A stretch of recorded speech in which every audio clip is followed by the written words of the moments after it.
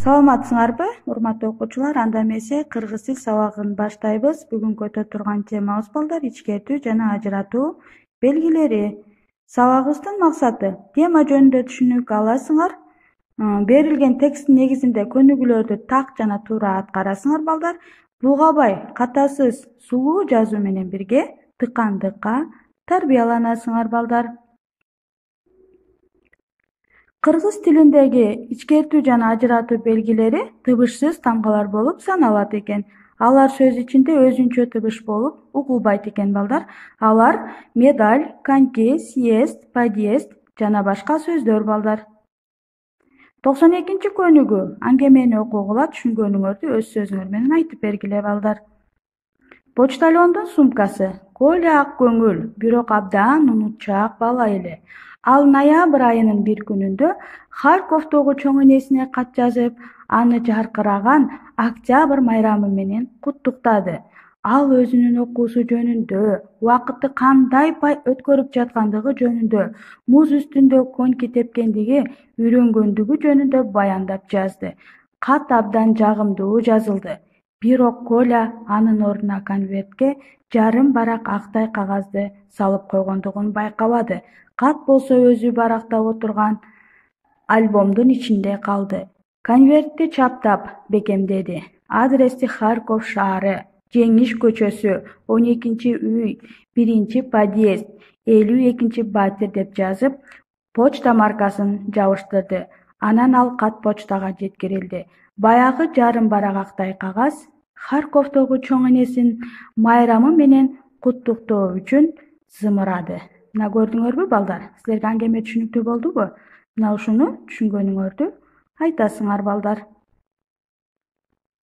Сөздүк иш жүргүзө турган болсок, батир бул квартира, башкача айтканда кабат үй. Подъезд көп кабаттуу үйдүн бир бөлүгү. Марка бул конвертке чапталочту почта кагаз экен балдар. 93 көнүгүүнү карайбыз, суроолорго жооп бергиле. Коля кандай бала экен? Ал кимге кат жазды? Катында эмне жөнүндө айтты балдар? Катты кайсы дарекке жиберди?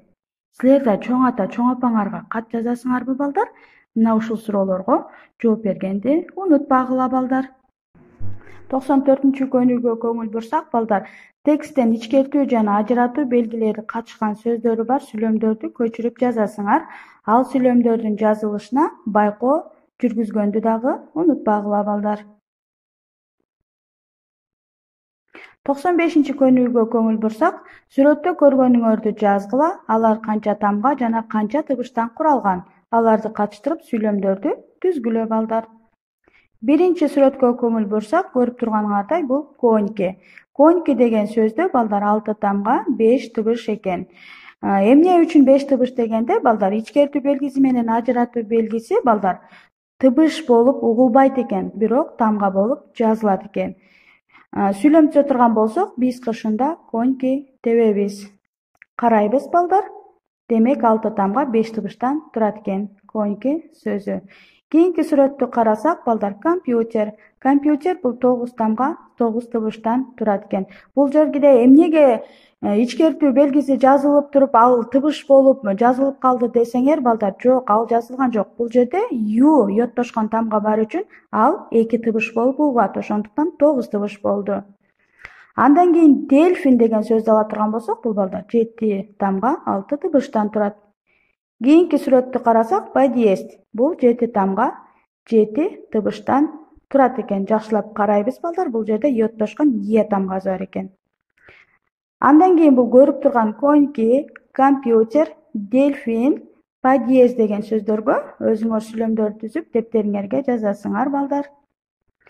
96 көнүгүүнү карасак, төмөнкү сөздөргө нын мүчөсүн улап жазгыла. Эмнени байкадыңар? Октябрь, ноябрь, декабрь, медаль, циркуль сөздөрүнө. Аягы ичкертүү белгиси менен бүткөн сөздөргө мүчө уланганда балдар, ичкертүү белгиси түшүп калат. Башкача айтканда, жазылбайт экен балдар. Мисалы, сентябрдын лагерде болуп, ичкертүү белгилери жазылбай калат экен мүчө уланганда.